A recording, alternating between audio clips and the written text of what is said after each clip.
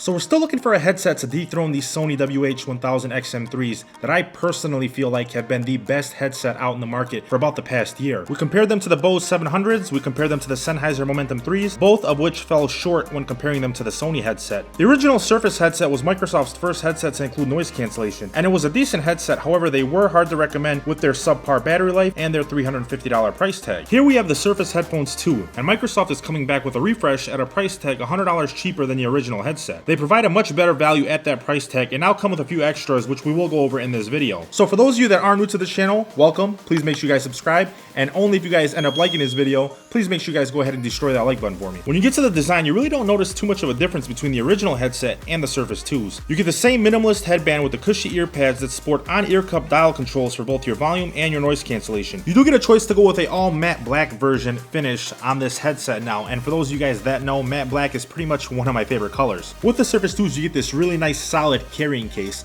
and the build quality is similar to the build quality that you get on the carrying case with the Sony WH-1000XM3s. As for physical features, they're pretty much the same. You still get the nice rotating dials for both your noise cancellation and the volume. However, the ear cups do rotate 180 degrees now for that added convenience when you guys are carrying this headset around your neck. While testing this headset out for the past week, the comfort is definitely there. However, when it comes to the Sony WH-1000XM3s, I feel like these Sonys are way more comfortable. They do fit on your head much better. They are a lot lighter. Not to mention the headband that you get with the Sonys has much more padding on it than you get with these Surface 2s. It doesn't even feel like there's padding there when you put these on. With the Sony headset, it's got this really nice thick padding, and the ear cups, everything just fits natural. And I mean, this is my personal preference. I mean, obviously you might have a different head than I do, and it may feel different on your head. But overall, based on testing both of these headsets out, I can definitely say with confidence that these Sonys are still much more comfortable. You get 15 levels of audio volume and 13 levels of noise cancellation with the dials. I don't know what it is, just being able to fade in and out using the dials with this headset is a great feeling and something that I'm not used to while using the Sonys. One thing this headset has that the Sony doesn't is multiple device support, which lets you connect your phone and your laptop at the same time, which is super convenient. Say if you're editing while using this headset and you get a call, you can seamlessly answer that call, then get right back to editing with no issues at all. If you plan on doing some strength training or going for a bike ride or a walk, this headset does a fantastic job at staying snug and comfortable for those activities. However, I wouldn't really recommend this headset for basketball or for running. In those activities, I usually choose my Powerbeats Pro over everything else. Side by side with the Sonys, both of these headsets look fantastic. I really like the design of the Surface 2s. In this category, I'd say it's a draw between the two, with better comfort going to the Sony headset. When powering this headset on, you're greeted by Cortana, but then she kind of disappears and is only available with certain Microsoft apps like Outlook, which I doubt I'll ever use her for. So I'll just stick with Siri for now. I feel like she's way more convenient, and both Siri and Google Assistant are accessible by tapping and holding either one of the ear cups. Getting into battery life, the original Surface headphones had a pretty subpar 15-hour battery life. With this newer version, you get 20 hours with the noise cancellation on. 5 minutes of quick charge will get you an extra hour of playback, both of which fall short to the Sony's 30-hour battery life and 5 hours of playback that you get with a 10-minute charge. Call quality with this headset was very good, even when it's in much noisier settings such as downtown Detroit, as long as you have the noise cancellation turned on. Speaking of noise cancellation, like I mentioned before, you do get 13 levels of active noise cancellation with this headset. I don't know what it is, but just being able to adjust the noise cancellation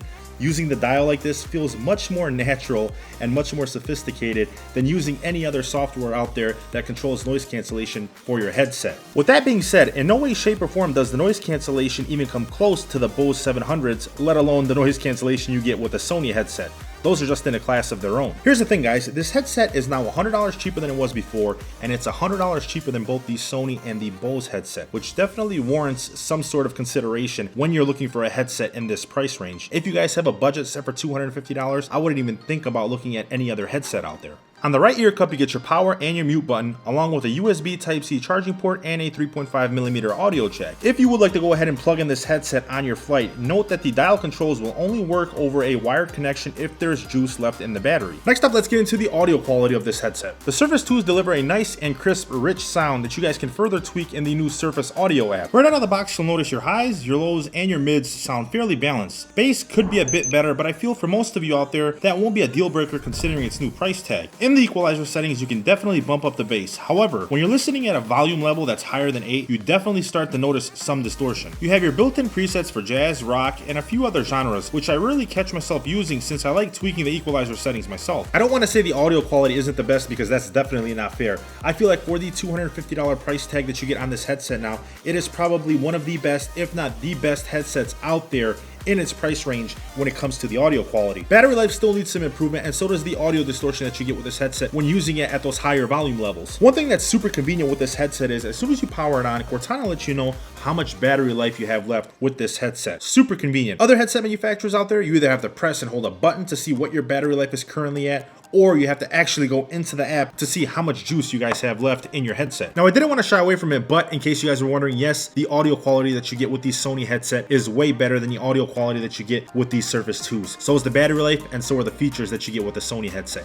Not to mention, the app functionality with the Sony headset is just in a league of its own. I have yet to find any other manufacturer out in the market to have the same or even close app functionality that you get like you get with a Sony headset. However, if I only had $250 to spend and that's it, and that was the budget, I would definitely pick up these Surface Headphones 2 over any other headset manufacturer that's currently out in the market right now. This is definitely an awesome headset. Now, if Sony could pick up the pace a little bit and include that multiple device support for their headset and possibly some sort of system with the dials, that'd be awesome. Let's just take it one step at a time. Let's just do the multiple device support for the Sony WH-1000 XM4s that hopefully will come out this year, and I feel like that would be probably the ultimate headset for everything. Amazon affiliate links will be down below in the description for you guys if you would like to purchase any one of these headsets and support the channel at the same time with no extra cost to you guys. If you guys have any questions, concerns, comments, whatever it is about any one of these headsets, make sure you guys drop them down below in the comments section for me. That's gonna wrap it up for the Surface Headphones 2 review. If you guys did end up liking this video, please make sure you guys go ahead and destroy that like button for me.